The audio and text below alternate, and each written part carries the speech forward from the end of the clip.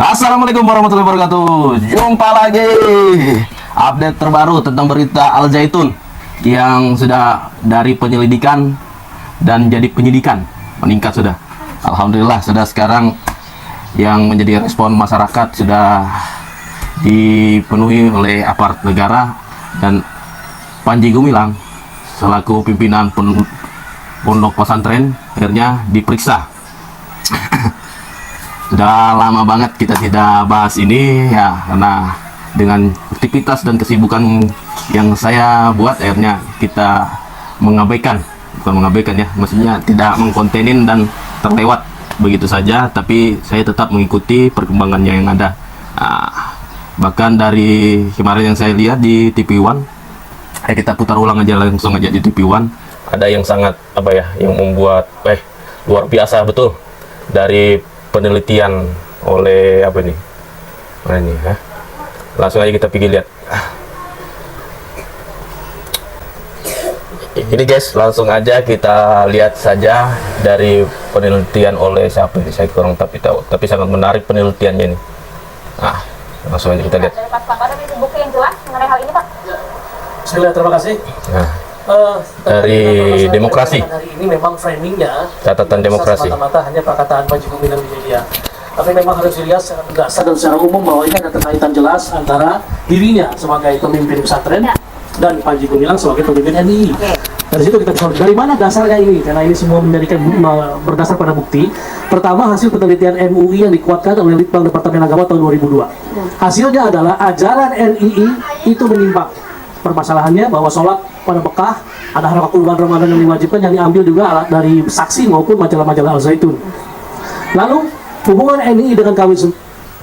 Masih saja berterkaitan dari tahun 2002 sampai dengan hari ini. Kenapa hari ini sampai viral ya? Karena video kontroversinya yang tersimpan sampai saat ini di jejak digital, maka terungkap semuanya. Jadi tidak ada takia lagi pembohongan, karena jejak digital masih tersimpan. Kalau dengan Mahat Al Zaitun terdiri dari 3. Pertama, historis bahwa ini adalah NII era atau sudah selesai tahun 62, diteruskan kemudian seperti Gus Najib bilang sampai Panji Gumilang, dan Panji Gumilang adalah pimpinan NII, memiliki programnya salah satunya adalah tarbiyah, pembentukan Mahat Al Zaitun, salah satunya ya, dari sekian banyak program. Kedua, secara kepemimpinan, pemimpin NII yang bernama Abu Ma'arif alias Samsul Alam alias Abdus Salam Panji Gumilang adalah mudir Mahat Al Zaitun, pemimpin Yayasan Pesantren Indonesia tahun 2005 dan pendirinya. Jadi dua-duanya orang yang sama, tapi ada di permukaan sebagai pemimpin Al Zaitun, di bawah sebagai pemimpin NII. Yang ketiga adalah finansial. Dari mana uang itu muncul? Tiba-tiba ada sebuah gedung besar di tengah-tengah hutan, itu bisa dalam waktu 3 tahun begitu megahnya. Betul. Padahal ini bukan Bandung Bondowoso. Dari mana dia bisa melakukan itu semua dan dari mana uangnya? Ini kan yang tidak pernah diungkap. 1.200 hektar. Itulah kemudian diungkap bahwa semuanya adalah dari jaringan NII yang bergerak di bawah tanah. Seperti Ibu Leni bilang, itulah jaringan teritorial. Itu fakta. Lagi-lagi ada keterkaitan dengan NII. Maksudnya NII itu Negara Islam Indonesia. NII. Sebenarnya dari kata-katanya bagus, cuma dalam aplikasinya sangat bermasalah. Dalam aplikasinya, kalau memang mau mendirikan Negara Islam Indonesia, sebetulnya tidak apa-apa, asal sesuai dengan konstitusi, dengan jalur yang konstitusional, ya kan, gitu. Tapi kalau dengan mengangkat senjata, dengan doktrin, dengan pembodohan, itu tidak bisa itu. Saya tidak membenarkan yang seperti kayak gitu. Ya kalau memang mau mendirikan negara Islam di Indonesia, ya masuklah di anggota DPR atau jangan mengangkat atau anarkis, ya kan, tidak bisa, tidak boleh, tidak dibenarkan dalam hal bentuk apapun, ya kan. Apalagi di sini ada bentuk penyimpangan. Ya, kita dukung pemerintah, kita spesiasi udah bisa apresiasi pemerintah yang sudah bergerak cepat ya, itu kan karena ada fatwa MUI mengatakan sesat, makanya aparat negara bergerak ya. Ketika tidak ada fatwa dari MUI ya tidak bisa juga, karena ini problem agama. Jadi makanya MUI harus bertindak cepat, tegas ya dalam mengatasi problem agama ini. Oke, kita lanjut lagi. tahun 2002-2003. Ada lagi faktanya, ada bahwa NII jelas-jelas dianggap makar dan vonisnya tahun 2008 ketika polisi Polda Jabar melakukan penindakan kepada 36 orang NII yang sedang melakukan bayat. Vonisnya makar 2008. Cuma tidak diteruskan bahwa itu sampai ke Al Zaitun. Jelas pemimpinnya Panji Gumilang ada dalam proses tadi. 2011 di Semarang juga dilakukan. Jelas kena pasal makar. Yang ditangkap adalah komandan wilayah atau gubernur wilayah Jawa Tengah yang bernama Totok Dwi Hananto. Setelah keluar penjara 4 tahun, Totok Dwi Hananto masih menjadi pemimpin tahun 1444, tahun ini Hijriah ini. Yang kopiku mana ya? Sebagai koordinator wilayah judulnya, tapi dalam ini namanya Gubernur Komandan Wilayah 2. Kopiku mana? Itu ada di videonya sekarang. Masih ada di mana? Karena memang NII dan Al Zaitun satu barang yang sama. Itu tungguin Nah, kalau kita lihat di situ, bagaimana munculnya Al Zaitun ini dan siapa Panji Gumilang dalam menyampaikan informasi yang viral tadi, sebenarnya dia yang mengadres itu semua untuk kalangan internal, untuk jamaah NII. Tapi itu ketika menjadi konsumsi masyarakat umum, perkaranya seperti ini, terlalu banyak permasalahan. Itu hanya untuk NII. Kenapa itu terjadi?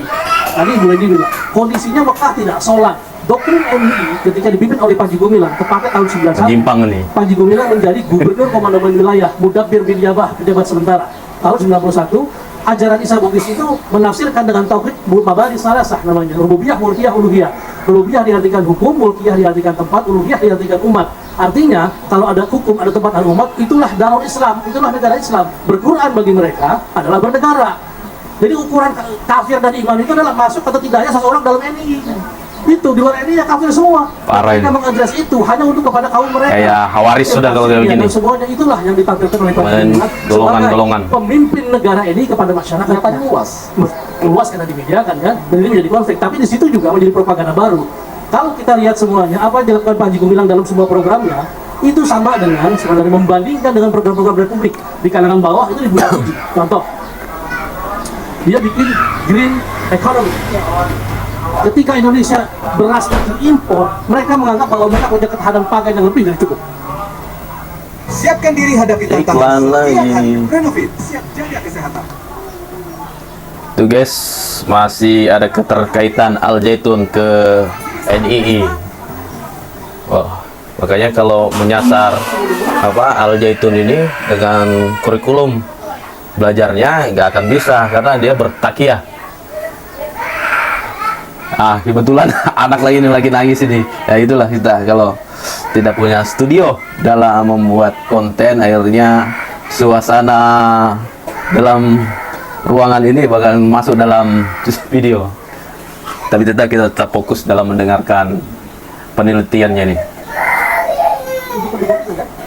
Kenapa nak? Kenapa? Diam nak, bang bikin video. Yang mana itu?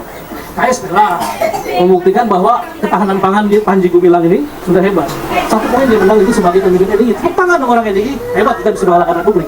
Kedua, blue economy. Itulah kenapa ketika Indonesia bicara maritim, dia bikin pangkalan di eretan, dia bikin tidur, dia bikin kapal, dia bikin pelabuhan. Untuk apa? Bahwa kami bisa melakukannya. Dan tidak ada yang bisa melarang kami. Iya, ketika di bawah, di atas itu kepada masyarakat NII, tepuk tangan semua bahwa mereka akan segera menang. Nah, informasi-informasi itu kan tidak bisa dicerna umum bahwa ini adalah Panji Gumilang sedang bicara kepada masyarakat umum. Tidak, itu masyarakat NII yang harus mendengar itu, dan itulah yang harus disampaikan kepada dunia sekarang bahwa akhirnya sebetulnya pidato-pidatonya dia di pompesnya, di pesantrennya itu untuk masyarakat NII. Tapi sekarang karena dunia merekam apa segala macam, santrinya ngerekam, akhirnya jadi jejak digital dan dipermasalahkan. Kalau dulu masih bisa bertakia karena zaman tahun 2002 itu tidak ada yang ngerekam akan buat video. Sengaja. Kalau mau bernegara kayak Panji Gumilang, makanya dia menerima semua agama, menerima semua umat karena dia negara sifatnya, berpikir sebagai kepala negara. Dia sifatnya negara, bahkan juga sudah kuat struktural dari Ini kekeliruan juga yang terjadi oleh pimpinan pesantren Panji Gumilang ini. Dia menciptakan negara di dalam negara. Lagi-lagi kacau, sudah menentang hukum. Kalau menurut penelitiannya dia, tidak boleh. Negara dalam negara tidak boleh. Langsung saja kita dengarkan lagi. ini saja. Ada tidak upaya dari NU kemudian untuk menyusup masuk ke dalam pemerintahan? Anda sempat meneliti hal ini? Jelas. Kenapa Panji Gumilang tahun 99 itu bisa mendatangkan B.J. Habibie? Lobby kan? Kalau semua orang dari partai-partai politik masuk ke Gila.